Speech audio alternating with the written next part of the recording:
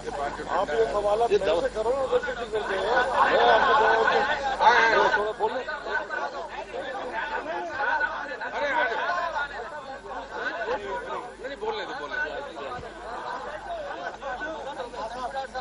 ایک منٹ یار، آپ خود آپ کو یہ 4-5 دن سے بہت سے کنفیوژنز چل رہے ہیں اور میرے نام سے طرح طرح کی خبریں چل رہی ہیں، اور جس کو جو مرضی آتا ہے وہ اپنے باپ کا راج سمجھ کے میرے لیے کچھ کہہ جاتا ہے.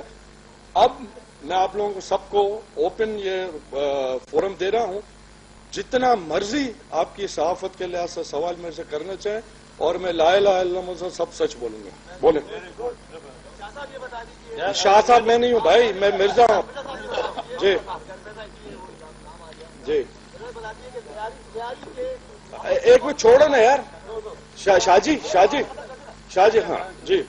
کراچی میں پرسکون ہو گیا ہے جس پر شکر ادا کیا لوگوں نے، لیکن اب بھی لیاری کے اندر امن کمیٹی کے والے سے اور کچی رابطہ کمیٹی کا ابھی بھی جھگڑا چل رہا ہے.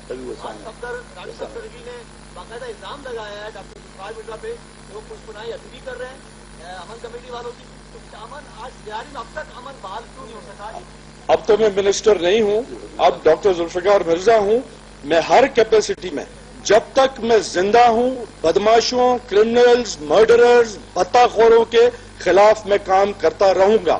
صفدر سرکی کو تکلیف اس لیے ہے کہ فلڈ کے ٹائم میں آپ کو یاد ہوگا ایک بلڈر کے گھروں پہ قبضے ہوئے تھے، جو ہم نے ان کے لڑکوں کو زبردستی نکالا وہاں سے، انہوں نے فائرنگ کی، 2 لڑکے ان کے مارے گئے. یہ صفدر سرکی کی لیڈرشپ ہے، یہ اس کے ایمز ہیں.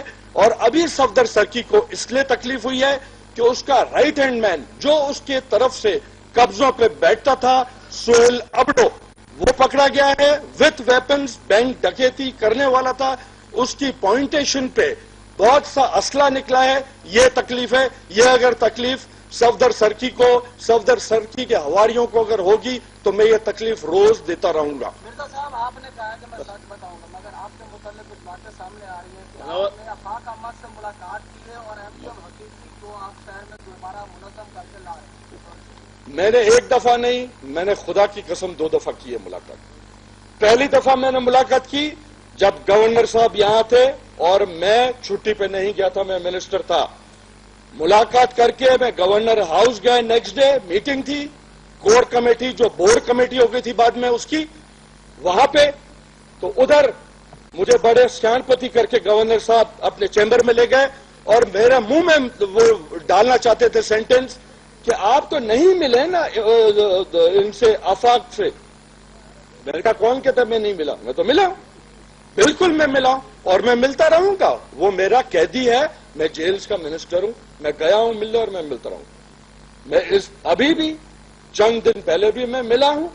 میری نظر میں مہاجر قوم جسے کہتے ہیں جو اردو بولتی ہے، ان کا حقیقی لیڈر آفاق احمد ہے. اس لیے آفاق احمد ہے کہ اس پہ ایک کیس بھی ثابت نہیں ہو سکا ابھی تک. 8 سال سے اس نے جیل کاٹا ہے. آصف علی زرداری صاحب کے بعد سب سے بڑا اگر اسیر ہے تو آفاق احمد ہے.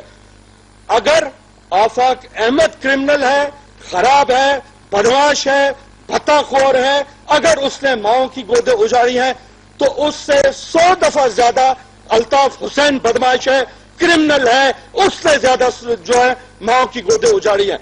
جب گورنر کو گورنر بنایا گیا تھا اس وقت بھی وہ بھگوڑا تھا، وانٹڈ تھا، اس کو ادھر گورنر بنایا گیا. ابھی بھی جتنے بھی ان کے منسٹران ہیں جو آج بڑی بڑی باتیں کہ ورلڈ چاکنگ پڑھو اور یہ ہم الگ صوبہ بنائیں گے، کسی کے باپ پہ ہمت نہیں. یہ صوبہ اس وقت تھا جب تم لوگ بھوکے ننگے آئے تھے اور اس صوبے والوں نے تم کو پناہ دی تھی. ہم سب کی لاشوں پہ گزر کے آپ صوبے کی بات کرو گے. اب فرسٹریشن یہ ہے کہ غلط کارڈ کھیل گئے چند اپنے لوگوں کی وجہ سے، اب مار بھی پڑ رہی ہے. تکلیف یہ ہے اب پروٹیسٹ کرائے جا رہے ہیں. کس کے لیے؟ میں نے قیدی یہاں سے شفٹ کیے ہیں جن میں 10 سزا یافتہ خونی ہیں، قتل کے کیس میں ان کو سزا ہے، 15 اور ان کے ٹارگٹ کلرز اور کرمنلز ہیں. اور سولت مرزا کو کون کراچی کا باشندہ ہے جو نہیں جانتا ہے، جس کو سپریم کورٹ تک نے بھی پھانسی کی سزا مینٹین کی ہے. اس کے کمرے سے کیا نہیں نکلا ہے یہ میں قوم کے سامنے یہ میں بعد میں لاؤں گا. ابھی میں ان کی ایگزامینیشن کروا رہا ہوں سب کاغذات کی.